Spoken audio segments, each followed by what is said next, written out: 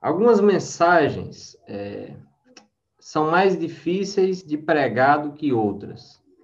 E toda mensagem dá muito trabalho na exposição, no estudo, na preparação. Mas algumas mensagens, elas têm uma explanação mais sofrida. Algumas mensagens, eu acho que o irmão Tinto, né, que tem experiência de já ter pregado na igreja sequencialmente muito tempo, né, e talvez outros aí, algumas mensagens, elas são mais custosas, não só na preparação, mas na ministração. Algumas mensagens não têm um peso tão grande. Nos domingos que passaram, nós estávamos falando, com exceção do mês de maio, nós estávamos falando sobre os requisitos para viver bem nos últimos dias, né? E aí a gente falou várias coisas, como, por exemplo, a importância de uma fé madura, que crê no propósito, na soberania de Deus. Então, Jesus Cristo diz lá no capítulo 14, crede em Deus, crede também em mim. Então, ali a importância da fé para viver bem nos últimos dias. A outra mensagem que a gente tratou outro ponto que a gente tratou foi a importância de uma maturidade bíblica, né, para viver bem nos últimos dias. Falamos também da importância de uma vida no Espírito para viver bem nos últimos dias. E a última mensagem, que de fato, nesse texto aqui do discurso da despedida de Jesus que nós ficamos de tratar, que ficou faltando, foi justamente essa do capítulo 15, que nós vimos domingo à noite, que é a parte do versículo 18 até o versículo 27, em que Jesus Cristo vai falar sobre o testemunho, né? E aí é onde Jesus Cristo fala que é necessário que os discípulos testemunhem nos últimos dias, essa será a missão deles. Mas aí Jesus vem alertar os discípulos com bastante ênfase de que eles vão sim produzir frutos, eles vão, como a gente falou, né? Para viver bem nos últimos dias é necessário produzir frutos, eles vão sim fazer isso, eles vão sim amar os irmãos, eles devem amar os irmãos, mas aí Jesus termina todo esse contexto dizendo que eles passarão por muito sofrimento. Em palavras simples, o que Jesus diz é que tudo que ele estava dizendo que os seus discípulos precisariam viver nos últimos dias seria marcado por um preço a pagar, e esse preço é o sofrimento. Então, Jesus vem por várias vezes, você pode recordar aí abrindo o capítulo 15 do Evangelho de João, e aqui nesse texto, Jesus vem por vezes dizer: o mundo vai odiar vocês, porque vocês não são do mundo. Então, note que o versículo 18 e o versículo 19 já deixa claro isso. Se o mundo vos odeia, sabei que primeiro que a vós outros odiou a mim. Se vocês fossem do mundo, o mundo amaria o que era seu, mas como vocês não são do mundo, pelo contrário, dele eu vos escolhi, por isso o mundo vos odeia. Então, Jesus começa dizendo claramente que o mundo vai odiá-los porque eles não são do mundo, eles não têm os mesmos valores, eles não têm o mesmo gosto, eles não têm a mesma agenda, eles não têm o mesmo princípio do mundo, eles são diferentes. E essa diferença no mundo vai causar um ódio do mundo. Assim como fizeram com Jesus, também fariam com seus discípulos. Ele vai dizer isso, por exemplo, no versículo 23 em diante, ele vai dizer: quem me odeia, odeia também a meu Pai. Então, Jesus está dizendo que aqueles que fazem isso, no caso, os religiosos, com Jesus, inclusive, grande multidão, não só os religiosos, que odiaram Jesus, que odiaram o Pai, e Jesus vai dizer: que pecado eu fiz? E ele diz: olha, eu vim e eu falei a palavra de Deus. Jesus diz: eu vim e eu fiz a obra de Deus. Então, no mundo, qual é o preço de falar a palavra de Deus e fazer a obra de Deus? Segundo Jesus, é receber o ódio do mundo. Não é receber o amor, não é receber o afago, não é receber o encorajamento. No mundo, pregar a palavra de Deus e fazer a obra de Deus é ser odiado. E aí Jesus deixa claro que esse ódio, ele é sem motivo, porque de fato o ódio é voltado contra Deus. Esse ódio, ele é um ódio voltado contra a pessoa de Deus. E os discípulos que vão fazer a mesma obra que Jesus, que vão testemunhar, assim como Jesus, eles devem esperar esse ódio do mundo. O mundo é contrário aos discípulos. A grande alegria é saber, Jesus diz isso, né? Que mesmo em face de tamanho ódio, de tamanha perseguição, as palavras dos discípulos de Jesus, quando pregadas, elas também muitas vezes serão ouvidas, as pessoas vão crer, não todas, mas muitas vão crer e entregarem suas vidas a Jesus Cristo. Então, note que Jesus termina dizendo, quando o Consolador, quando o Espírito Santo vier, ele vai testemunhar, e vocês também. Mas note, irmãos, que Jesus vai falar, então, no capítulo 15, de dar fruto. Esse fruto tem a ver com amar os irmãos, então aqui o amor dentro do contexto da igreja, não é nem amar o mundo, não é nem amar os descrentes, aqui é amor aos irmãos.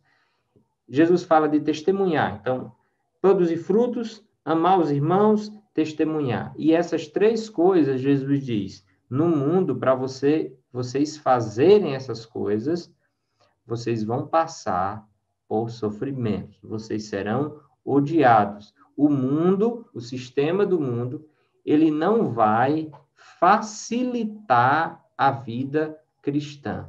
Na verdade, nós estamos em um período em que o mundo está para colocar obstáculos para as virtudes cristãs. Então, esse tipo de mensagem não é uma mensagem boa de pregar. Em que sentido? No sentido de ser uma mensagem agradável. É uma mensagem dolorosa, dura, é uma mensagem que exige, né? Que exige que seja dita. Nós vivemos em um contexto em que as pessoas, muitas delas, gostam de ouvir coisas que animem o seu coração, coisas que coloquem para cima, que coloquem o ânimo lá para frente. Mas é interessante porque Jesus Cristo decidiu partir dizendo para os seus discípulos a verdade para eles de que este mundo não está a favor deles, nem é neutro. Se for neutro, ainda estava muito bom, mas na verdade o mundo é contra. E, meus irmãos, quantas vezes nós não nos esquecemos que o mundo é contra nós, que o mundo é contra a obra de Cristo, que o mundo é contra a produção de frutos vigorosos. Quantas vezes nós nos esquecemos, por exemplo, de que o mundo é contra o amor aos irmãos, que o mundo faz de tudo para separar o contexto da igreja, que embora o mundo fala de amor, mas o mundo não conhece o amor, que esse mundo não ama a proclamação, pelo contrário, tem tornado cada vez mais difícil, e isso não através somente de perseguição, isso ocorre em alguns lugares, mas hoje principalmente através da secularização, que foi onde o que nós falamos muito domingo, né? Sobre essa questão da secularização, da luta que o cristão tem hoje, para ele conseguir viver isso aqui. Como é que eu vou produzir frutos, né? E esse fruto que se fala aqui no capítulo 15, que é necessário nos últimos dias, tem a ver com a relação amorosa com os irmãos. Como é que eu vou ter uma vida com a igreja diante da correria, né? Como é que eu vou servir a meus irmãos diante da correria? Como é que eu vou fazer isso aqui? Como é que eu vou testemunhar? Como é que eu vou colocar isso aqui como prioridade da minha vida? E, aos poucos, essa dinâmica de mundo secularizado, de correria, de perspectiva que todos nós enfrentamos, ela vai tomando o nosso ser, são várias atividades, são várias coisas, a falta de tempo, a prioridade de tempo, e nós, muitas vezes, nos chegamos ao ponto de simplesmente vivermos uma vida totalmente desconectada daquilo que, de fato, Deus tem para nós. E, querendo ou não, quando a gente procura a raiz disso, lá no fundo, está justamente a dificuldade de aceitar o sofrimento, de aceitar a dificuldade. Os discípulos tinham isso. Quando Jesus disse que era necessário passar pela cruz, o Pedro disse, Senhor, nem pense nisso. O Senhor não vai morrer coisa nenhuma, longe de ti, não. Nós vamos enfrentar a luta até o fim. Ninguém vai morrer aqui, não. Ninguém vai sofrer aqui, não. E Jesus diz, Pedro, é necessário sofrimento. É necessário. E é interessante porque quando, inclusive, Deus chama Paulo, Deus diz, importa que Paulo descubra o quanto é necessário, o quanto é importante sofrer pelo meu nome. E uma das coisas que a gente percebe, irmãos, é que todos nós, como todos os discípulos do Senhor Jesus Cristo, temos dificuldade com o sofrimento. Mas para viver bem nos últimos dias, e quando a gente diz aqui viver bem nos últimos dias, a gente está querendo dizer viver bem diante de Deus nos últimos dias. Não é viver bem à luz do mundo, mas viver bem à luz de Deus. Se nós quisermos isso, nós precisamos entender que a vida de um cristão, tenho entendido cada dia que passa, eu tenho entendido mais isso, que a vida do cristão ela vai ser marcada por sofrimento, por carências, por dificuldades, por problemas, porque o cristão, na perspectiva de mundo, especialmente no contexto desse lado de cá do mundo, o mundo, ele nos odeia, tentando nos fazer viver longe daquilo que realmente importa.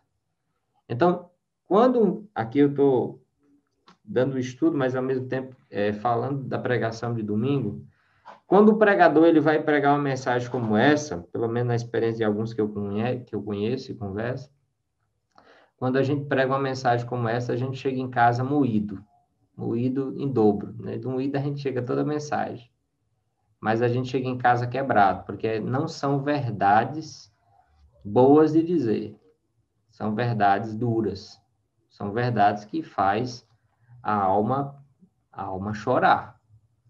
E pode parecer, né, inclusive para alguns, que quando o pastor prega uma mensagem como essa de domingo, ele é insensível à realidade dos irmãos que têm uma vida corrida, que têm dificuldades financeiras, que têm limitações, que têm problema de saúde, que têm problema de finanças, e como é que vai caminhar assim, como é que vai sofrer desse jeito, como é que vai fazer isso, como é que vai mudar, se é tão difícil e no mundo ninguém vive assim. E a gente pode correr o risco, né? Não estou dizendo que ninguém fez, mas estou dizendo que é um risco, achar que é uma insensibilidade. Mas note, irmãos, que o Senhor Jesus Cristo, ele dedica muita parte, grande parte do seu ministério para alertar os seus discípulos sobre a necessidade do sofrimento. E ele não diz que é fácil, o próprio nome já diz, é sofrimento. Estava lendo o livro de Apocalipse hoje, e lendo as cartas às igrejas, eu não vou ler aqui, mas eu queria que depois você lesse.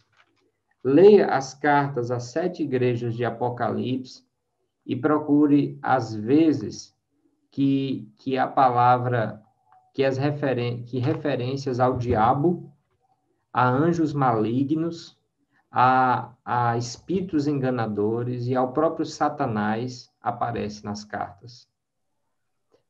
Várias e várias vezes o Senhor Jesus vai dizer, o diabo está aí no meio de vocês. O diabo está trabalhando aí no meio de vocês. Tenha cuidado aí, porque o diabo está fazendo isso, o diabo está fazendo aquilo. É uma ação constante de espíritos malignos querendo desvirtuar a vida da igreja. Nós não temos mais essas cartas sendo escritas hoje, mas nós temos um texto que diz que se o cristão ele quer viver bem nos últimos dias, ele quer guardar a fé até o final, ele precisa encarar o sofrimento. Irmãos, se nós quisermos manter a fé, se você, meu irmão, quiser manter a fé até o fim, se você considera que a coisa mais importante nesta vida é ganhar a fé, é ganhar a vida com Deus, e nada mais do que isso importa, sem isso, nós precisamos entender que o sofrimento vai ser grande parte da nossa vida. Viver neste mundo de maneira diferente, irmãos, causa muito sofrimento. Viver igual traz um desconforto, mas é normal, porque todo mundo vive assim. Mas viver como um crente, como um discípulo de Cristo, vai causar sofrimento.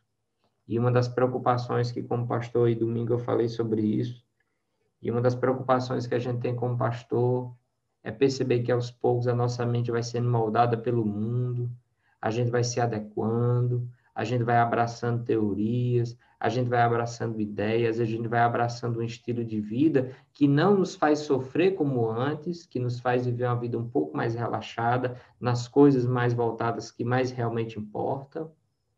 E a gente olha para os lados e está todo mundo vivendo assim. A gente esquece que nós não somos do mundo. Nós não somos todo mundo. Como nós Nossa mãe nos dizia, né? E Jesus está nos dizendo hoje, vocês não são todo mundo. Então, eu quero dizer isso, irmãos, para dizer duas coisas. Enfatizo aqui novamente para a gente orar, que nós precisamos, irmãos, fazer avaliações da nossa vida. Precisamos fazer avaliações de como nós vivemos, de como nós trabalhamos, de como nós criamos filhos, prioridade de estudo, quais são as nossas prioridades, quais são os nossos fundamentos, o que é que a gente quer alcançar no mundo.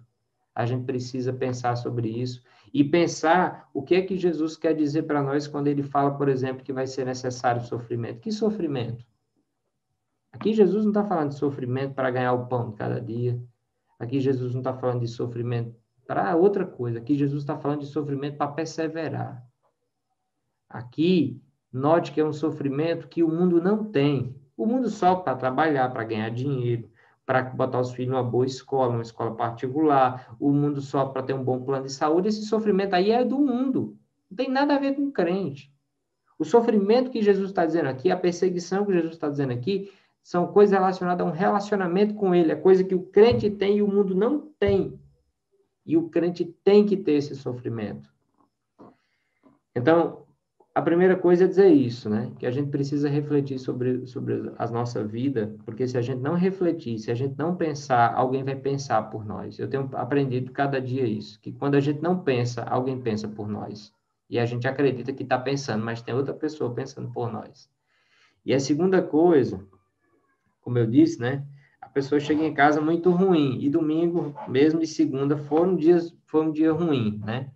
Por refletir na mensagem, por pensar no peso da mensagem, por olhar para o mundo e ver que o negócio está descambando, e tem hora que você olha para si e diz, mas eu estou louco, né? Talvez não seja tanto assim, não. E aí, segunda-feira, eu assisti uma live muito boa mesmo. Inclusive, está disponível se os irmãos quiserem assistir. Então, hoje eu queria terminar aqui o estudo, fazendo algo que eu não costumo fazer, mas que vou fazer hoje, que é justamente compartilhar um pouco de uma live que eu assisti na segunda-feira. E por que eu vou compartilhar essa live? Porque, às vezes, Deus usa mais de uma pessoa para dizer a mesma coisa, para chamar a atenção do povo dele, eu creio nisso. O Espírito Santo de Deus, ele trabalha, ele age, ele fala aqui, ele fala ali, ele fala. E a igreja do Senhor deve ouvir. É claro que não é a palavra de um pastor que a igreja deve ouvir. Evidentemente, deve respeito e deve seguir a liderança do seu pastor. Mas a palavra, mas a percepção espiritual de homens, de Deus, devem servir de referência para a vida da igreja e deve servir de referência para a vida de toda a comunidade. E tem dois textos que me chamam muito a atenção. Um deles é esse texto aqui, que vai fazer referência a esse texto aí, que é justamente o texto de Colossenses 1, quando ele diz, Colossenses 1, 24, que diz, agora me regozijo nos meus sofrimentos por vós e preencho o que resta das aflições de Cristo em minha carne. Aqui note Paulo dizendo que há aflições, há sofrimentos que precisam ser concluídos, né? Aqui não está falando de redenção, aqui está falando de sofrimentos que fazem parte da vida cristã e que precisam ser vividos. Vividos por quem? Pela igreja, né? Paulo vai dizer lá em Filipenses capítulo 1, ele diz o seguinte, ó, porque vos foi concedida a graça, Filipenses 1, 29, porque vos foi concedida a graça de padeceres por Cristo, e não somente de crer nele. Padecer por Cristo e não somente crer nele. Então, isso é muito importante, a ideia de entender que a gente tem aflições para passar. E que mais do que isso, né? Que talvez a ideia principal aqui é para enfatizar novamente que para viver bem nos últimos dias é necessário sofrimento. E segunda-feira eu assisti essa live, eu não sei quantos dos irmãos conhecem esses pastores. O Hernando Dias Lopes, eu sei que vocês conhecem, ele é pastor presbiteriano, muito conhecido aqui no Brasil, um homem de Deus. E o Muca Vitalino, ele é um pastor, ele é brasileiro, mas ele mora nos Estados Unidos, e ele tem um canal muito bom, já inclusive recomendei na criação de filhos, eu recomendei para os homens. Ele tem esse canal aí, ó, Teologia Raiz para Caba Macho. Então, o canal dele é só para Caba Macho. Então, muito bom, é para homens, o foco do ministério dele é centrado em homens, e eu recomendo demais. E ele, então, fez uma live nessa semana passada, justamente tratando da preparação da próxima geração. Então, é um vídeo em que ele vai falar principalmente sobre a questão da preparação da próxima geração pelos pais, né?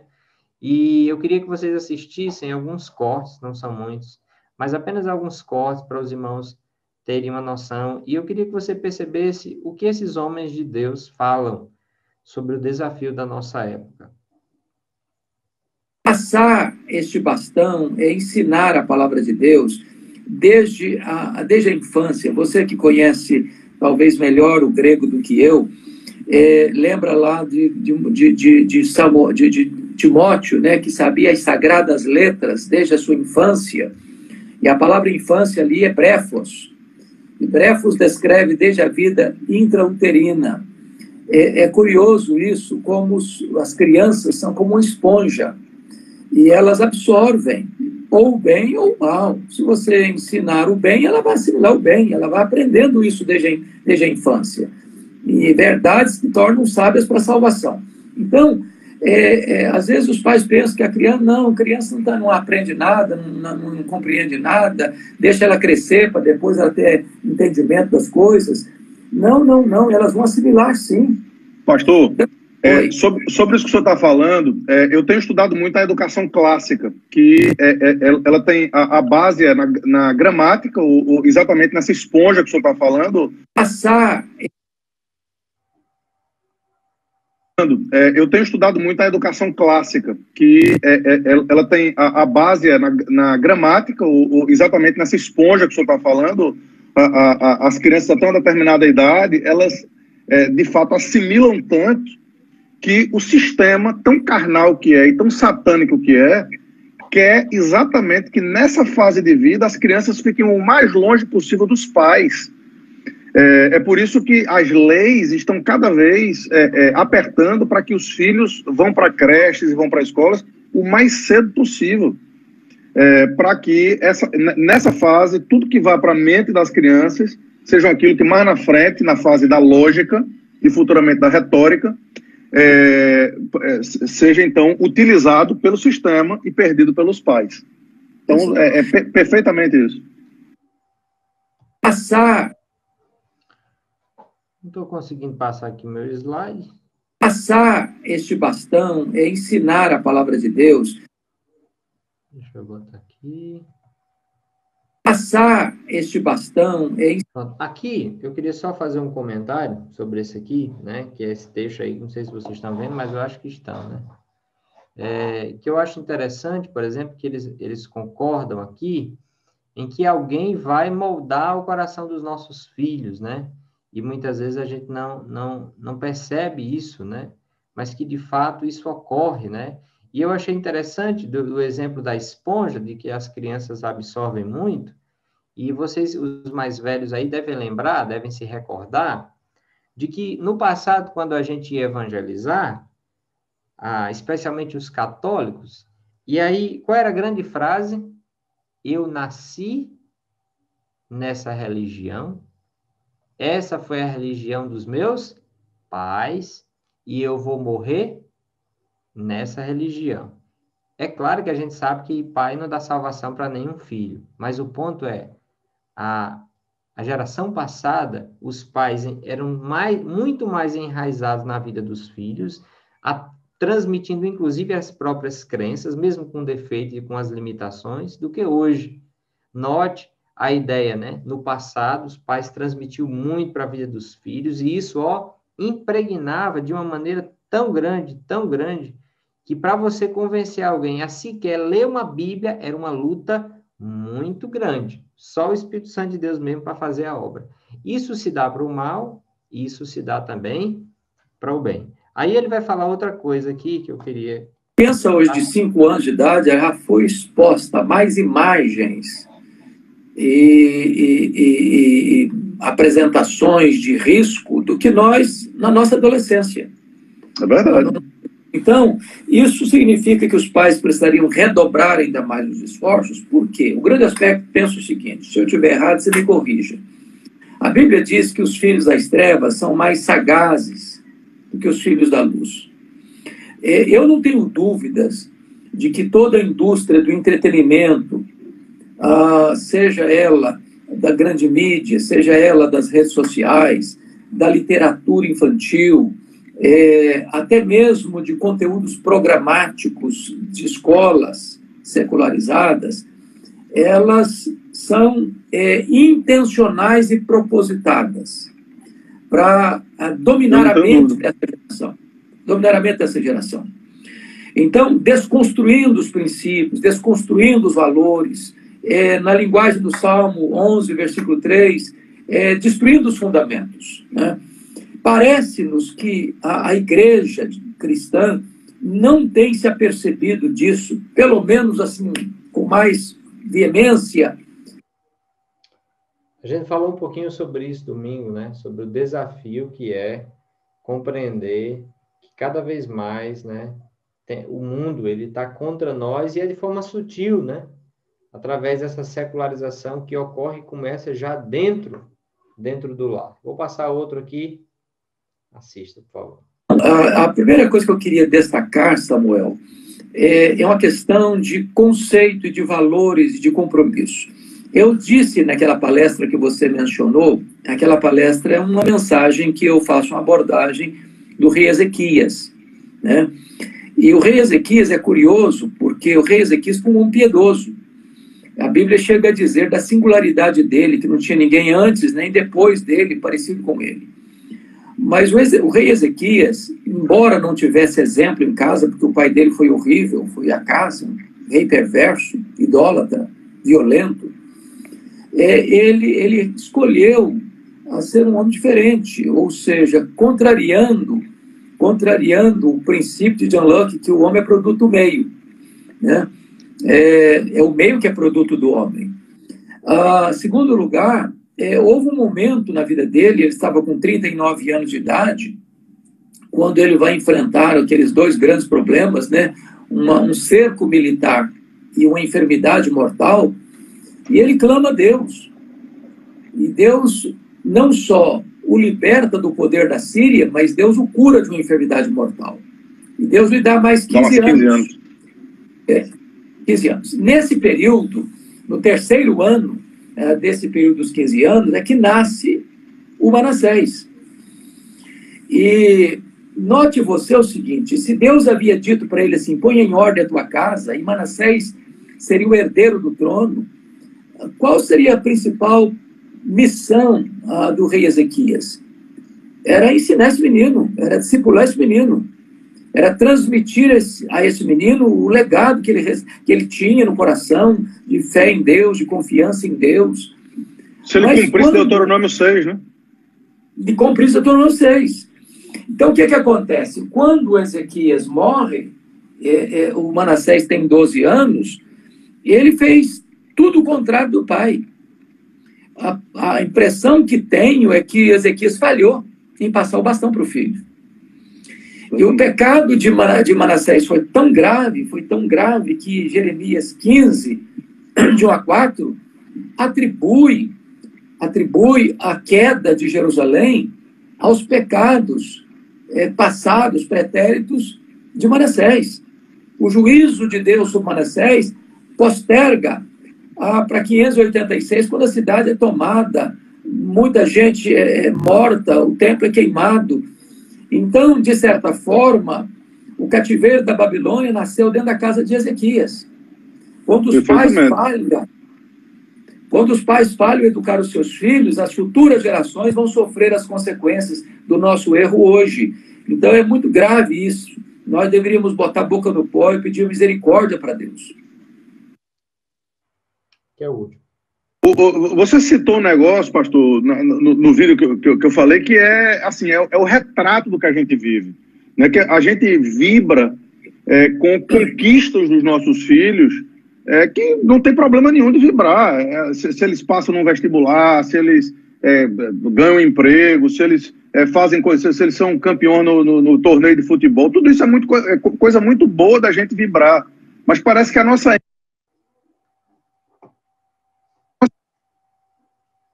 ênfase está nessas coisas do mundo, se eles fazem coisas, se eles são campeões no torneio de futebol, tudo isso é coisa muito boa da gente vibrar.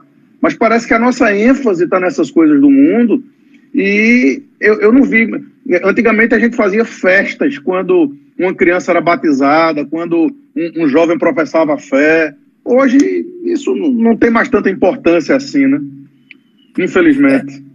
A nossa geração, ela está cada vez mais caminhando para uma espécie de secularização, né?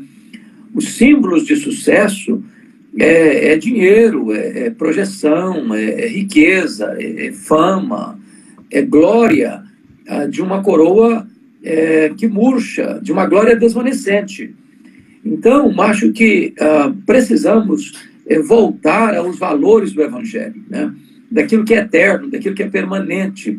É claro, você disse muito bem, nós nos alegramos quando um filho, uma filha, tem um sucesso na vida estudantil, na vida profissional, na vida emocional, nas suas conquistas, tudo isso é dádiva de Deus. Nós entendemos isso, toda boa dádiva vem de Deus, né? O grande problema é quando as coisas terrenas e temporais passam a ser o principal, e as coisas espirituais relegadas a um plano secundário, às vezes até ignorados, né?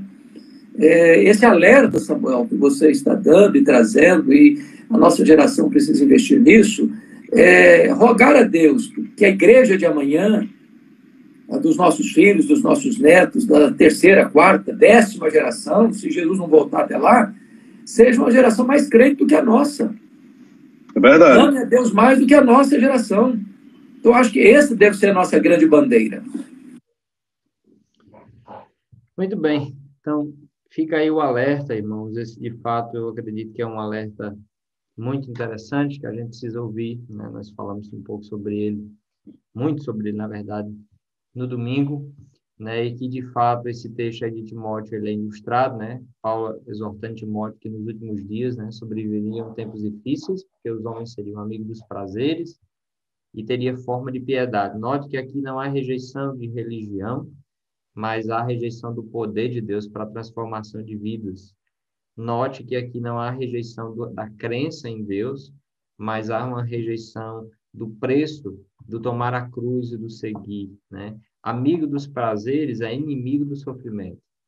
E é aqui onde se dá, de fato, a ideia trazida por Cristo de que para viver bem nos últimos dias, manter a fé, é preciso, é necessário sofrimento, sofrer por aquilo que a Bíblia diz que de fato é necessário o sofrimento. Então, meus irmãos, que Deus nos ajude a cumprir o que resta das aflições de Cristo e que nós possamos terminar a nossa vida, né, a nossa caminhada neste mundo bem para a glória dele, né? O pastor Hernandes fala que a igreja ora, né, para que a igreja de amanhã ela seja mais crente do que a de hoje. Mas eu vou dizer uma coisa para os irmãos: a igreja de amanhã só tem como ser mais crente do que a de hoje se a de hoje for crente.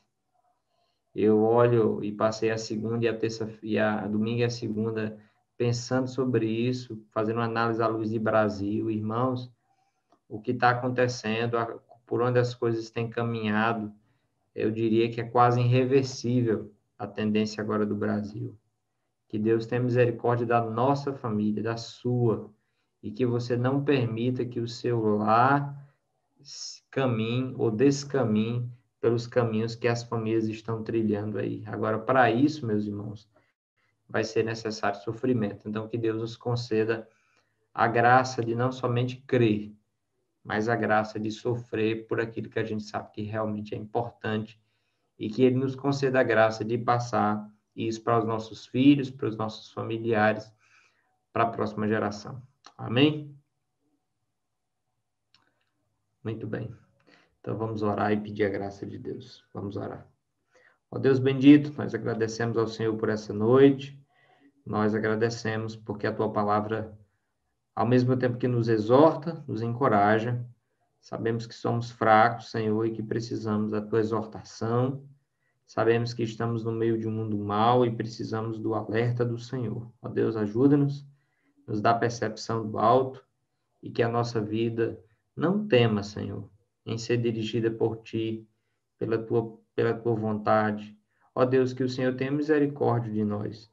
Não nos permita, Senhor, viver neste mundo sendo redefinidos pelo mundo e não pelos conceitos da Tua palavra. Ó Deus, ajuda-nos a ensinarmos para os nossos filhos o quanto o produzir frutos para o teu reino é importante. Ajuda-nos, Senhor, a sermos referências de amor aos irmãos, de relacionamento com a tua igreja. Ajuda-nos, Senhor, a sermos referência no testemunho da tua palavra. Ó Deus, cada vez mais a proclamação da tua palavra tem muitas vezes andado distante da vida do teu povo. Ó Deus, quem sabe seja isso também que tem gerado tanta apatia espiritual. Deus, tem misericórdia de nós. Nos concede, Senhor, a graça de sofrer pela tua causa. Nos concede a graça de diminuirmos, Senhor, nossa caminhada, o nosso passo, seja o que for, e aumentar, seja o que for, para que nós alcancemos a tua vontade e nós possamos ser aprovados, Senhor, pelo Senhor, mesmo sendo reprovados por este mundo. Ó Deus, nós não queremos ser bem-sucedidos aos olhos do mundo, se para isso nós tivermos que negligenciar a tua vontade. Ó Deus, ajuda-nos, ajuda o teu povo, ajuda as irmãs, aquelas que já têm filhos, para que sejam mães, boas donas de casa, como a tua palavra diz, esposas fiéis, que amam seus maridos. Ó Deus, ajuda os maridos, para que eles sejam líderes, Senhor, líderes espirituais, não apenas líderes provedores do alimento, mas que conduzam as suas famílias, Senhor, em retidão, em devocional, em estudo da tua palavra, oração, envolvimento e engajamento com a tua igreja. Ó Deus, que nós ensinemos nossos filhos homens, desde pequenos, a serem homens, líderes, responsáveis, que ensinemos as filhas, Senhor, a serem já moças. Ó Deus, não nos permita redefinir a nossa família ou defini-la pelo mundo, mas nos aproxima de Ti para que o Senhor defina a nossa família. Deus abençoe os jovens, que a mente deles seja moldada não pelo que o mundo diz ou pensa ou diz que é melhor, mas que eles sejam moldados pelo Senhor. Deus, tem misericórdia de nós e nos ajuda a entender que certos sofrimentos é uma grande bênção, pois representa andar com o Senhor. Deus, que a nossa família persevere até o fim e que o Senhor nos dê a graça de ver a nossa geração servindo e amando o Senhor mais do que nós. E para isso nós pedimos graça. E é no nome de Jesus que nós oramos, Senhor. Amém.